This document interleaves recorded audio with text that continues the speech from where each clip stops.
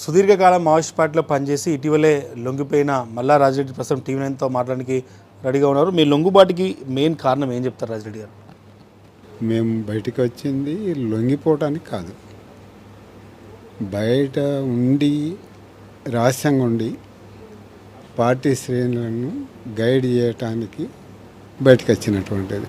బయటకు వచ్చినటువంటి కొద్ది రోజుల్లోనే ఎస్ఐబి అరెస్ట్ చేసింది. ఆ అరెస్టును సరెండర్గా చూపిస్తున్నది.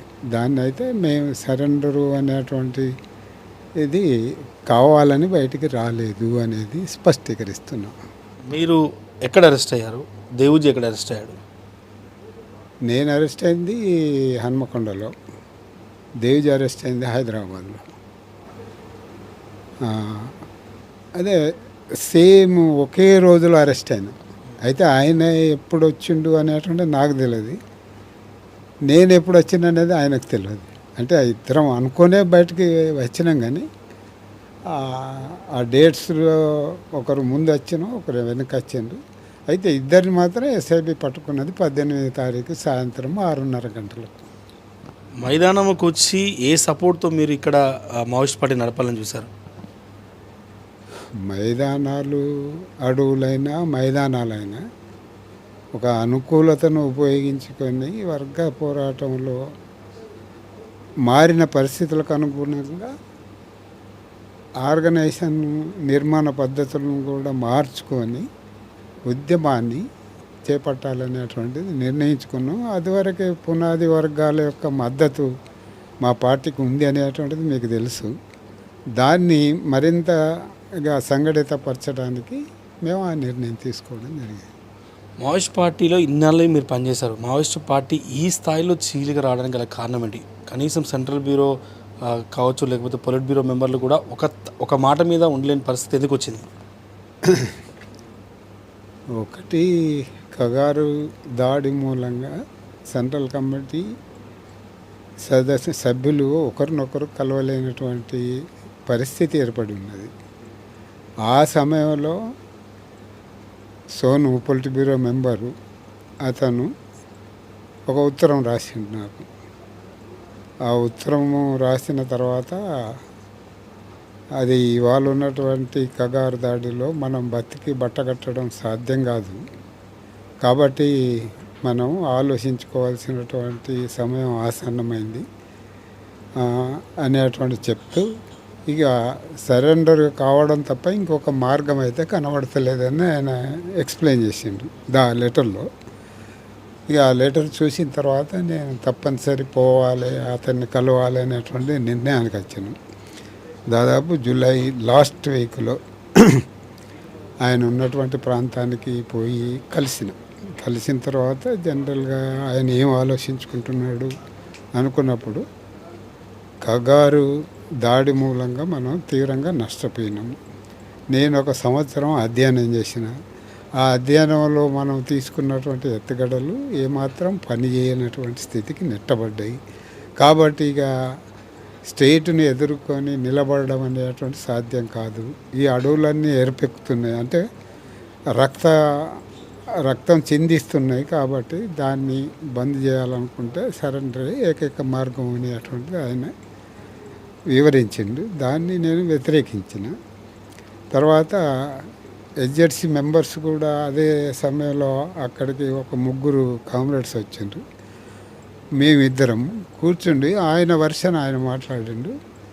నేను మాట్లాడింది ఏంటంటే, ఇప్పుడు నువ్వు ఒకనివే పార్టీ ఇవన్నీ విశ్లేషించి ఈ ఉద్యమాన్ని నిలబెట్టలేమనే ఆలోచనకు వచ్చి సరెండరు కార్యక్రమం ఇస్తున్నావు.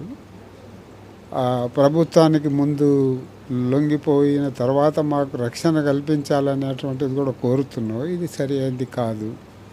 తర్వాత ఏదైనా కూడా ఒక డిసిప్లిన్ ఉండాలి పార్టీకి. ఉన్నత కమిటీ కాబట్టి ఉన్నత కమిటీ దాన్ని పాటించాలి. డెమోక్రటిక్ సెంట్రలిజాన్ని వైలేట్ చేయకూడదు. ఆ పద్ధతిలో నువ్వు రేపు సెంట్రల్ కమిటీతోని కూర్చుండి చర్చించుకొని నీ వాయిస్ వినిపించు. అట్లనే సెంట్రల్ కమిటీలో ఉన్నటువంటి కామ్రేడ్స్ కూడా అది కరెక్టా కాదా అనేటువంటిది మాట్లాడి ఒక నిర్ధారణకు రావాల్సి ఉంటుంది. అప్పటిదాకా వెయిట్ చేయమని చెప్పి అతనికి అపాయింట్మెంట్ను నిర్ధారించడం అనేటువంటిది జరిగింది. దాని ప్రకారము ఈ చీలికకు కారణం మల్లోజు వేణుగోపాల్ ఆశనేనా? చీలికకు కారణము అంటే దాదాపుగా మల్లోజుల వేణుగోపాల్ లొంగిపోతాడు అనేటువంటిది మార్చి నెలలో మహారాష్ట్ర ముఖ్యమంత్రి దేవేంద్ర ఫడ్నవీస్ పత్రికా విలేకరుల సమావేశంలో స్పష్టీకరించాడు. అయితే జనవరిలో తన భార్య కూడా సరెండర్ అయిన పీరియడ్లో విలేకరులు అడిగినప్పుడు ఆయన కూడా వస్తే రావచ్చు అనేటువంటిది ఆమె వ్యక్తపరిచింది. సో ఇదంతా ముందస్తు ప్లాన్గానే ఆయన బయటికి వెళ్ళాడని మీరు అంటున్నారు? ముందస్తు ప్లాన్గా బయటకు వెళ్ళిండు అనేటువంటిది అనిపిస్తున్నది, కానీ ఆయన మళ్ళీ తిరిగి ఒరిస్సాకు పోయి తిరిగి దండకారణ్యానికి వచ్చి అవన్నీ ఏర్పాట్లు చేసుకున్నాడు అనేటువంటిది స్పష్టంగా కనబడుతుంది. స్టేట్తోని మిలాఖత్ అయిండు, రాజ్యంతో చేతులు కలిపిండు అనేది స్పష్టమవుతుంది. రాజ్యంతో చేతులు కలిపి అందరినీ సరెండర్ కావడానికి ఒప్పించి తన భావాలతో ఏకీభవించిన వాళ్ళను తీసుకొని వెళ్ళిపోయాడు. ఆ క్రమంలో సతీష్తో కూడా మాట్లాడి సతీష్ కూడా ఒప్పుకోవడం ద్వారా సెప్టెంబర్లో ఐక్య స్టేట్మెంట్ను పత్రికలకు విడుదల చేసి ఇంకా సరెండర్ కోసం ఇంకా తీవ్రం చేసిండు. అక్టోబర్ 12 నాడు, అక్టోబర్ 14 నాడు 2 గ్రూపులు కూడా, ఒకటి ఛత్తీస్గఢ్లో, ఒకటి మహారాష్ట్రలో సరెండర్ కావడానికి నిర్ధారించుకున్నారు. సరే, బయటకు వచ్చారు. బయటకు వచ్చిన తర్వాత మీ కార్యాచరణ ఏంది? ముఖ్యమంత్రితో మీరు పొలిటికల్ ఎజెండా అంటూ వెళ్ళారు. ముఖ్యమంత్రి ముందు మీరు ఏ అంశాలను పెట్టారు? ముఖ్యమంత్రి ఏ అంశాల మీద ఒక హామీ ఇచ్చారు? ముఖ్యమంత్రి ముందు మేము పెట్టినటువంటి అంశాలు ఒక 3 విషయాలు ఉన్నాయి. అవి ఒకటి ఏంటంటే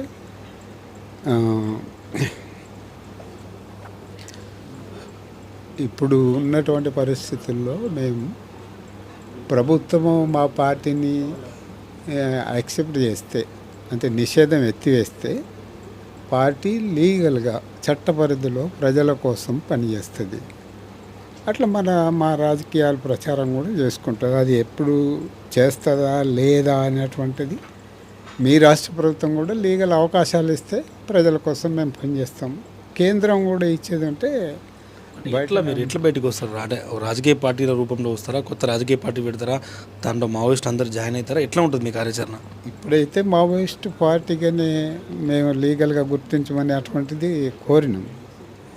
అయితే కేంద్ర ప్రభుత్వం యాక్సెప్ట్ చేస్తుందా లేదా అంటే చేయటానికి, లీగల్గా పని చేసుకోవటానికి అయితే యాక్సెప్ట్ చేయొచ్చు, కానీ ఇదే పార్టీ పేరున యాక్సెప్ట్ చేస్తుందా చేయదా అనేటువంటిది స్పష్టంగా చెప్పలేము. రాజకీయాలకు వచ్చే అవకాశం ఉందా? వచ్చే సూచనలు కనిపిస్తున్నాయా? అంటే ఈ ఏదైతే బ్యాలెట్ కావచ్చు, బ్యాలెట్ సిద్ధాంతం ద్వారా వచ్చే అవకాశం ఉందా? ఇప్పటికైతే మేము ఆలోచించుకున్నది బ్యాలెట్ సిద్ధాంతాన్ని వ్యతిరేకించడం అనేది, ప్రజల కోసం పనిచేయాలనేది. ఇక ప్రభుత్వము ఆలోచించుకున్న దానిలో మేము సాయుధ పోరాటాన్ని విరమించుకొని, ఇది సాయుధ పోరాటాన్ని విరమించడం అంటే ఆయుధాలు ప్రభుత్వానికి అప్పచెప్పి పిఎల్జీను రద్దు చేస్తాం, ఇది ఒకవేళ పార్టీని రికగ్నైజ్ చేసినట్టు ఏది ఉంటే అనేది చెప్పడం జరిగింది. చేసి ఓపెన్గానే ప్రజలకి పోవాలనేది. రెండవది,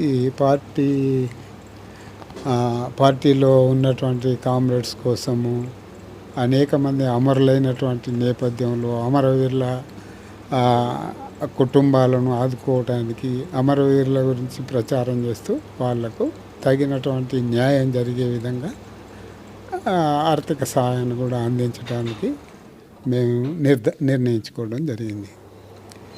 ఇక ఆ నేపథ్యంలో లీగల్గా పార్టీని గుర్తిస్తే పిఎల్జీను రద్దు చేస్తామనేటువంటి చెప్పడం జరిగింది. అది దీని మీద ఆధారపడి ఉంటుంది. ఈ మంత్ 31 లోపు ఆపరేషన్ కగార్ కంప్లీట్ అయ్యే ఛాన్స్ కనిపిస్తుందా? ఆర్గనైజేషన్ కంప్లీట్ కోసమే ప్రభుత్వం ప్రయత్నం చేస్తున్నది, కానీ ఆగస్టు 31వ తారీఖు వరకు పూర్తిగా అది తుడిచిపెట్టడం సాధ్యం కాకపోవచ్చు. అయితే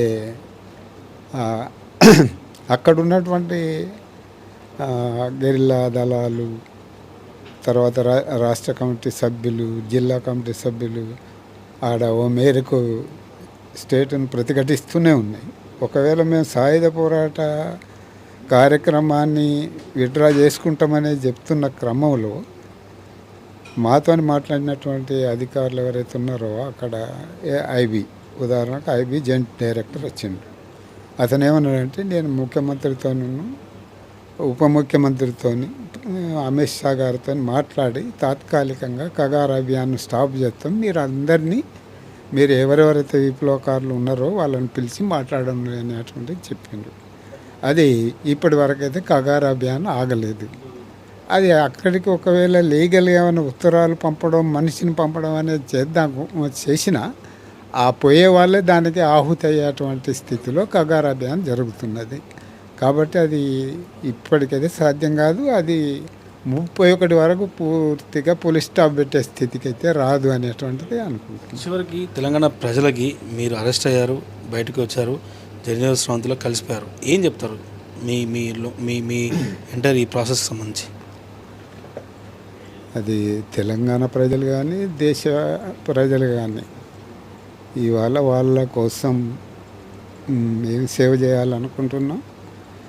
వాళ్ళ అభిప్రాయాలను కూడా వినడానికి కూడా సిద్ధంగా ఉన్నాం. వాళ్ళ విమర్శలు కూడా స్వీకరించడానికి సిద్ధంగా ఉన్నాం. వాళ్ళ కోసమే మేము ముందు పనిచేసినా ఇప్పుడు కూడా పనిచేయడానికి సిద్ధంగా ఉన్నాం. పోరాడకుండా ఏది సాధించడము సాధ్యం కాదనేటువంటిది ప్రజలకు మా వైపు నుంచి విన్నపం చేస్తున్నాము. సంఘటిత శక్తిని ఏదైనా సాధించుకోవడానికి అవకాశం ఉంటుంది అనేటువంటి స్పష్టీకరిస్తాం. Thank you sir. ఇది పోరాటాల ద్వారానే పూర్తి స్థాయిలో ఏదైనా సాధించగలుగుతారు ప్రజలు. ఖచ్చితంగా పొలిటికల్ పార్టీ రూపంలో మావోయిస్ట్ పార్టీకి అనుమతిస్తే ఖచ్చితంగా వస్తాం. ఇంకా ఏ పూర్తి స్థాయిలో ఒకవేళ పార్టీకి అంగీకరిస్తే PLGని పూర్తిగా రద్దు చేస్తామనే విషయాన్ని చెప్తున్నారు. మావోయిస్ట్ పార్టీలో ఈ చీలికకి ప్రధాన కారణం ఏదైతే సోను తీసుకున్నటువంటి ఒక డెసిషన్ అనేది స్పష్టంగా కనిపిస్తుంది. దాంతోపాటుగా మావోయిస్ట్ పార్టీకి సంబంధించినటువంటి రాజకీయ ఖైదీలు కావచ్చు, అమరుల కుటుంబాలకు అండగా ఉంటామనే విషయాన్ని మావోయిస్ట్ పార్టీకి సీనియర్ నేత మల్లా రాజిరెడ్డి చెప్తున్న పరిస్థితి కనిపిస్తుంది. కెమెరా పర్సన్ రంగంతో విజయ్ టీవీ, హైదరాబాద్.